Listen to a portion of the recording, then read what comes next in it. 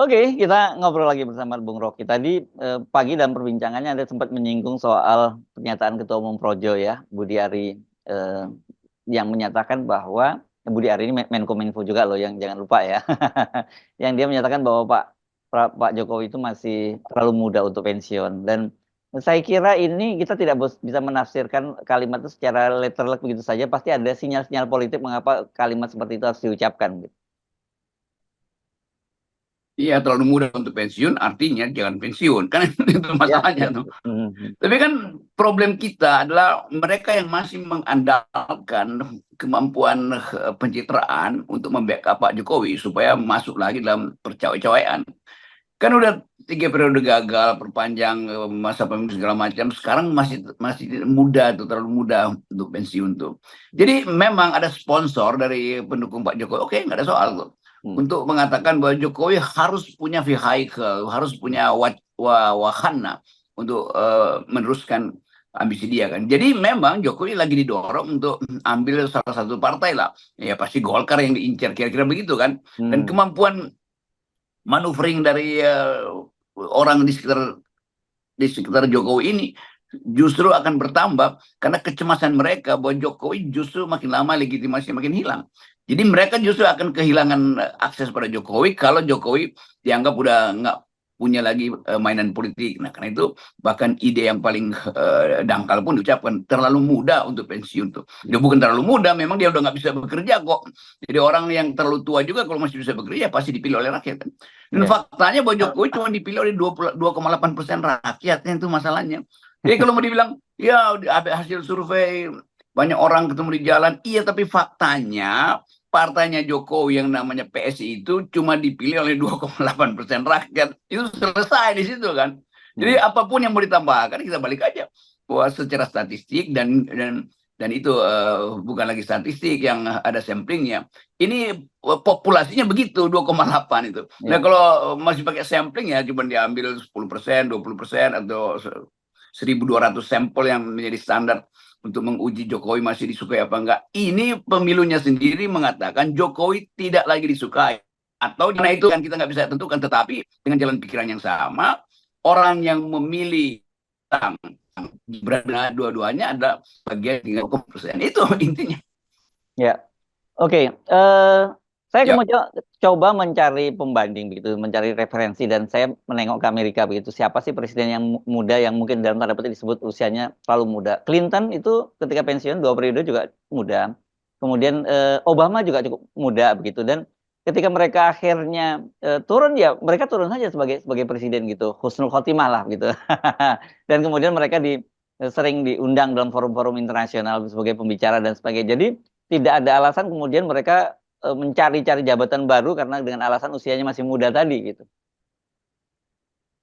itu juga ngaco tuh keterangan Menteri Budi ya, Ya, Kominfo Budi ya. Ari ini kan. Hmm. Karena poinnya bukan muda apa nggak muda, tetapi sirkulasi elit itu mesti dipercepat itu. Ya. Kalau dia muda ya bisa seumur hidup dong sampai dia merasa mulai tua gitu. Diangkat aja Gibran itu sekarang sampai dia umur kira-kira 50-60 kan terus Hmm. meneruskan. Karena Hmm. nggak ada yang muda di sekitar Gibran. Tetapi poinnya adalah bukan bukan dia usianya berhenti di usia berapa. Dia berhenti karena prinsip demokrasi harus ada yang Ya. dikompetisikan. Hmm. Itu dasarnya. Ya kalau Jokowi mau maju ya tunggu aja 2009 maju aja lagi tuh. Mumpung masih muda kan. Jadi itu intinya tuh. Jadi bukan dengan alasan itu maka dimungkinkan Jokowi untuk mencari kendaraan politik. Nggak ada soal kendaraan politik mau dia tua dia anak muda kalau dia diterima di Golkar ya nggak ada soal kan. Jadi poin kita selalu akhirnya ini kalangan pendukung Jokowi kehalangan argumen sehingga dicari-cari argumen yang ngaco sekalipun Hmm. dianggap sebagai pembenaran terhadap misi misi mereka untuk memuluskan dinasti Jokowi. Ya, ini persoalannya kan kita berurusan dengan Jokowi, yang kita tahu gitu ya, apa yang dia dampaknya karena dia ingin membangun dinasti itu kan yang kita persoalkan ya Bung Rocky ya, bahwa usia dia mau muda mau tua itu bukan urusan urusan kita. Tapi ketika kemudian ada ucapan itu dari para pendukung Jokowi, kita mesti mulai alarm kita mesti mulai berbunyi tuh. Ada apa nih? Apa maksudnya? Kan gitu.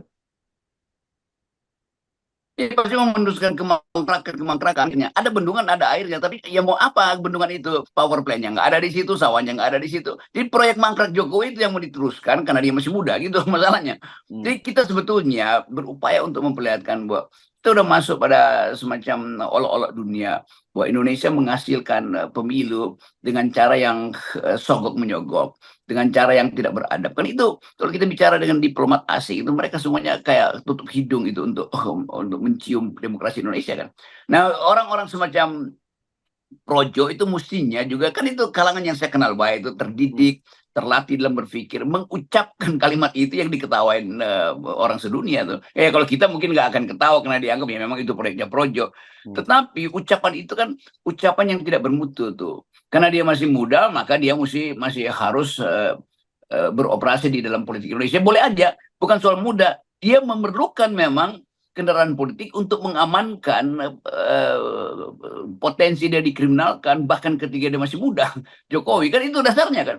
ya, Jadi kenapa Jokowi perlu peralatan politik? Ya karena kalau dia nggak punya peralatan politik, dia sangat mungkin dijerat secara kriminal karena ada soal-soal dinasti segala macam misalnya oleh mereka yang satu waktu akan menganggap bahwa Indonesia diburukkan ekonomi, diburukkan oleh Jokowi, dan karena itu dia mesti bertanggung jawab.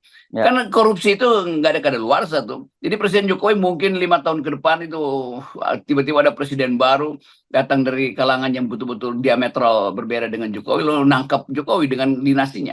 Jadi Jokowi justru karena dia gelisah, maka dia cari perhatian politik. Bukan karena dia muda, tetapi karena dia gelisah dengan Ya, prestasi dia selama ini.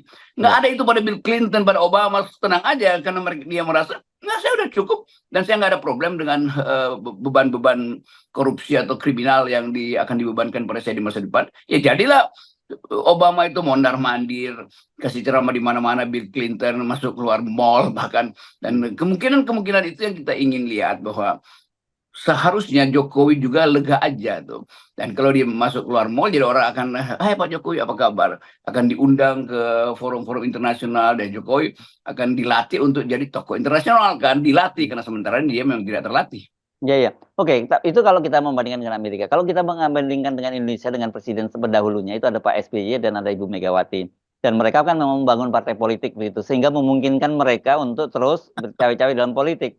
Tapi dan sebenarnya Jokowi kan sudah juga melakukan hal itu. Dia bahkan sebenarnya harusnya dia punya kesempatan yang lebih besar dengan PSI, dan ternyata partai yang dia besut itu ternyata tidak dapat persetujuan dari publik itu, sehingga hanya 2,8% kan begitu. Ya itu ya, ada rasa irinya Pak Jokowi pada Ibu Mega yang punya partai dan Pak SB yang juga punya partai. Sehingga ketika mereka pensiun, dia masih bisa mengucapkan pikirannya melalui partainya. Ya, Nah, sebetulnya Pak Jokowi nggak apa-apa dong ya, ucapin pikirannya melalui partai 2,8% itu kan. ya. Yang juga ketua umumnya adalah anaknya sendiri kan. Hmm. Jadi terlihat bahwa Jokowi masih memerlukan fasilitas politik untuk menjalankan ambisinya tuh. Dan itu bukan ambisi untuk mempengaruhi pikiran dunia, karena Jokowi nggak mungkin punya kemampuan seperti SBY mempengaruhi pikiran dunia, seperti Gus Dur mempengaruhi pikiran dunia, Ibu Mega diundang kemana-mana itu untuk menerangkan fungsi dari demokrasi dan kerakyatan di Korea, Vietnam, segala macam. Kan Jokowi iri sebetulnya. Jadi sebetulnya dasarnya adalah ketidakmapanan psikologi dari seorang mantan presiden pada waktunya nanti itu. Ya, ya. Dan memang sulit untuk membayangkan Pak Jokowi tanpa adanya satu kendaraan politik yang cukup besar untuk tetap eksis ya. Kalau sekarang ini, dan tadi ada menyinggung soal Golkar yang kemungkinan bisa diambil alih. Tapi kan sejak awal orang seperti Pak Luhut pun sudah mengingatkan bahwa jangan orang luar jangan atur-atur Golkar. Itu artinya kan sudah pintu untuk Golkar juga tertutup. Nah, ini yang saya kira mungkin jadi PR besar dari Pak Jokowi, dan satu-satunya cara ya dia harus tetap bisa dalam tanda petik mengendalikan Pak Prabowo, dan saya rasa nggak mungkin pada waktunya ketika Pak Prabowo jadi presiden ya dia akan menunjukkan bahwa sekarang gue presiden, gue yang ngatur kan gitu. Saya merasa ada sinyal Jokowi ingin mungkin jadi Dewan Kehormatan di Gerindra atau sekaligus ingin jadi Ketua Gerindra. Mungkin ada perjanjian begitu Oktober dilantik Pak Prabowo kan nggak mungkin merangkap ketua partai itu karena urusan panjang lebar tuh. Jadi mungkin sekali Jokowi berharap di Oktober nanti Gerindra akan ada kongres luar biasa untuk kasih jabatan ketua umumnya pada Pak Jokowi. Tapi itu juga hal yang absurd sebetulnya tuh. kalau kita lihat sistem di dalam Gerindra sendiri itu yang kuat, modeling partainya, ada keluarga yang kuat di situ, ada perjanjian-perjanjian soal ekonomi bisnis segala macam kan. Kan itu nggak mungkin dikasih pada Jokowi kan. Jadi kelihatannya Jokowi diam-diam ngincer Gerindra, tapi nggak dapat sambutan tuh. Sebenarnya Jokowi bilang aja, saya mempersiapkan Pak Prabowo untuk jadi presiden, karena setelah itu saya dipersiapkan oleh Pak Prabowo untuk jadi ketua umum Gerindra. Karena dengan bercanda pun orang bisa paham kira-kira oh itu motifnya tuh. Tetapi udah tuh, walaupun nanti mungkin dipaksa. Tetapi generasi baru Golkar itu merasa bahwa kompetisi dalam Golkar itu ada tradisi yang bagus tuh. Tiba-tiba ada Jokowi di situ. Maka Jokowi akan ganti ketua-ketua yang muda itu dengan anaknya tuh. Begitu dia jadi ketua Golkar, Kaisang dibawa jadi ketua AMPI misalnya, lalu Gibran merangkap jadi ketua apalah Kosgoro apa-apa itu angkatan muda Kosgoro. Jadi anak-anak muda Golkar juga udah waspada tentang cawe-cawe Jokowi di kemudian hari. Nah itu yang saya kira juga jadi pertimbangan Pak Erlangga. Karena orang akan anggap Erlangga harusnya bikin kader dari dalam dirinya tuh, dari dalam Golkar sendiri tuh. Itu yang ngantri untuk bersaing jadi ketua umum Golkar dari kalangan muda itu banyak betul. Tiba-tiba ketua umum Golkar mengatakan ya Jokowi aja, hancurlah partai itu. Jadi akan ada dua partai yang dihancurin Jokowi. PDIP akan dihancurin Jokowi, Golkar akan dihancurin Jokowi juga. Ya. Jadi Jokowi akan dikenang sebagai tukang cacah partai itu. Ya, dan sebenarnya sudah pintu terbuka loh kemarin PAN menyatakan Zulkifli Hasan bahwa Pak Jokowi itu owner dari PAN. Ya kalau owner ya tinggal diambil alih, kan tergantung dia bikin rapat umum pemegang saham dan bisa diganti kan langsung. Iya, tapi Jokowi tentu ngincer Golkar lah. Kalau PAN ada Iya, apa iya, isinya gitu kan.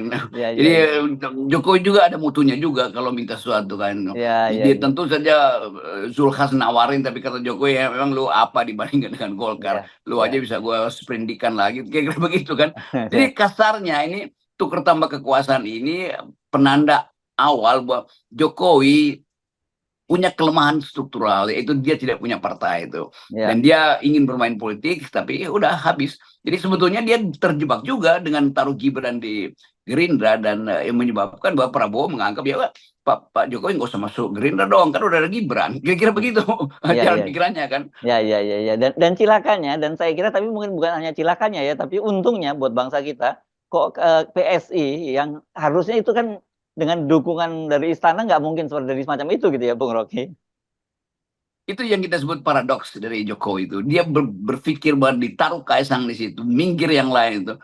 Senior-senior di situ, siapa? Grace, ada yang Armo segala macam itu. Yang akhirnya nerima, walaupun muji-muji. Tapi kita bisa bayangkan kan, ini kan rejimnya Ade, Grace, kan orang-orang yang bisa berpikir.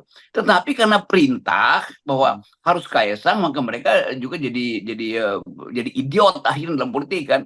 Karena oke, Kaisang tuh, dan ya yang senior-senior juga macam-macam tuh, ada orang senior di situ macam-macam yang akhirnya terima fakta itu, dan mereka tentu tahu bahwa kalau digantikan Kaisang maka elektabilitas PSI akan dapat 30% misalnya tuh. Kayak itu iming-iming yang konyol tuh ternyata cuma dapat 2,8%. Maka udah antara gigit jari dan batal akal di situ. Yes, oke. Baik, terima kasih Bung Rocky ya. Silakan selamat berpikir ya. Silakan mencari jalan keluar bagaimana setelah nanti tanggal 20 Oktober ya. Iya, sekali lagi forum FNN hanya menguji tesis yang diajukan oleh kekuasaan, dan kita dalam pengujian itu kita akan kasih nilai itu, bahwa nilai Jokowi itu udah minus sekarang udah nggak punya kekuasaan, itu bukan karena kita tidak ingin dia punya kekuasaan, tapi faktanya kemampuan dia itu udah tidak ada. Sementara Prabowo bersiap-siap untuk lebih cepat memerintah sambil melihat tekanan-tekanan dari koalisi untuk perebutan kursi yang makin terbatas. Yes, oke, baik. Buat kita Ya, nolkan tapi semua. kita tetap berpihak pada 0%. Yes.